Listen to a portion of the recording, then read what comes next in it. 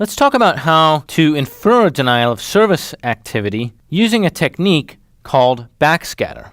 The idea behind backscatter is that when an attacker spoofs a source IP address, say on a TCP SYN flood attack, that the replies to that initial TCP SYN from the victim will go to the location of the source IP address. These replies to forged attack messages are called backscatter.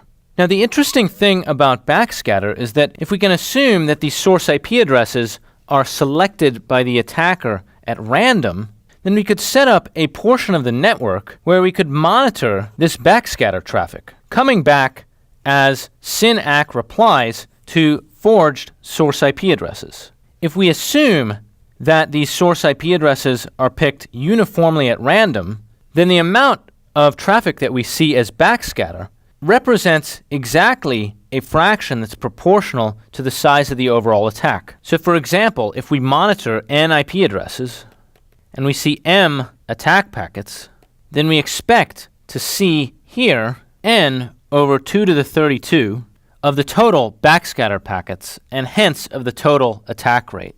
If we want to compute the total attack rate, we simply invert this fraction. So for example, in this case, if our telescope were a /8 or 2 to the 24th IP addresses, we would simply multiply our observed attack rate, x, by 2 to the 32 divided by 2 to the 24th, or 255.